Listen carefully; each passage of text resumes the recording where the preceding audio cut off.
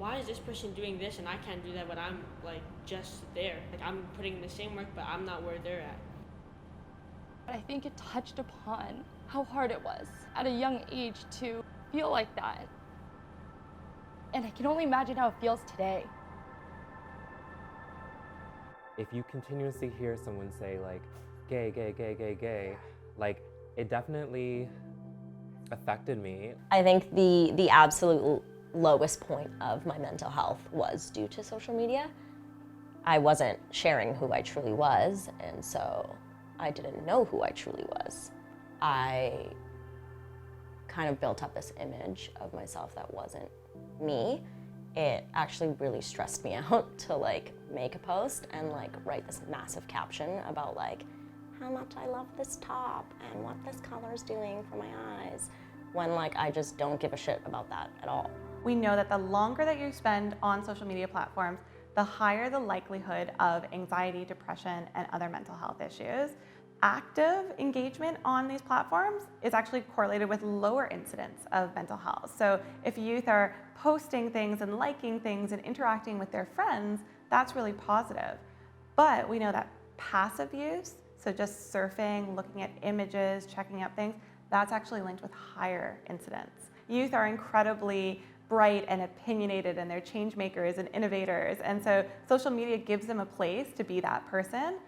We're crazy to ignore that social media affects our mental health, and we need to be extremely proactive. My own influencers on my roster have to take breaks because what they're doing is they're looking at what some other influencer got to go to this, on this cool press trip, or got this great deal, and they're comparing themselves. I think that learning to love yourself is hard to do that when people are always criticizing you. For some weird reason, they don't think of you as like a human being. And they feel that they can say whatever they want and like it doesn't have an effect on you. It's one thing to be able to say a comment about my clothes, but then it's like you're saying a comment about like who I am. So we are seeing higher incidence now of adolescent depression. So that's that sort of deeper than sadness, right? It's these feelings of lack of interest in things that you used to love, feelings of hopelessness or worthlessness. Often with most youth, it's related to the future. So it's future-oriented anxieties, worrying about how everything's going to play out. Another is self-esteem is a huge one. And during adolescence, that's where we're forming identity, right? Where we're starting to become the person we're going to be as an adult. That feeling of happiness and positivity and the life that I share and those highlights that I share, but not to think that it is 100% my life. My life is, crying in a corner because I'm having a meltdown. It's, dealing with the skeletons in my closet. Even for myself, like I look and I'm like, oh, I look great. And then I find this app that is advertised on Instagram that you can like reform your body. If you're a teenager and you're not confident or comfortable in your skin and something's telling you look better by just doing this or that, why wouldn't you? My fears about kids growing up in social media, specifically my son, is I'm already seeing the negatives in it. With focus, with not taking school seriously, with thinking you become like successful overnight. It's this facade, it's the smoke and mirrors that he's following, double tapping all the time or watching. I was concerned because I'm like, why don't you want to be a better version of yourself? Why don't you want to be great? And like, I didn't see that in him anymore, and that was an issue. Dopamine, wow, it's amazing.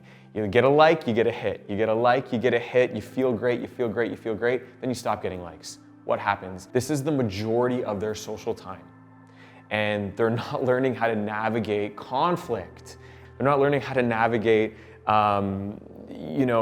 emotions like anger and sadness and confusion in the real world because they're navigating it online. Two completely separate things. People are interested in social media and like so active on social media because they feel like it's cool and it's real, and brands have a reputation of finding something cool in culture and coming in and ruining it because they're like, okay, now I'm gonna commercialize this. They've really been behind the entire reason why Instagram is the way it is now. All the fakeness, all the buying followers, all the curated feeds and this and that is because of the fact that people know in the back of their heads that if I do this, a brand is gonna wanna work with me. So when I plan my feed, I think about those two things. I think about what do I wanna say and how do I wanna say it, and my business. I can't have the business take away from the message that I want to share. So it's a constant balance every day. I think that putting yourself in the uncomfortable position of being still or being quiet, or in terms of yoga, holding a warrior for a really long time, is the perfect place to step away from that incessant chatter. Is influencer marketing here to stay? And the answer is yes. Now that we have it, we don't know how to live without it. We're used to communicating with people in this way. Is it's going to be more about the small group chats and the small communities rather than everything kind of being public? If Instagram shut down today, like, what do you have left from that? If I had to go into an office and bring my book, this is what it would look like. What can I do with these? Are these transferable skills? Did I learn anything? Did I make connections that I can now like use this and do that? I'm just so hard at pushing and pushing and pushing myself, and like you always feel like you need to be better. God, and what we were talking about with social media, it's like you have to always be better. You always have to have this great life. What I'm feeling and what I always want to encourage, and I do encourage for people, is unplug. Live here, visit here, and kind of find that balance.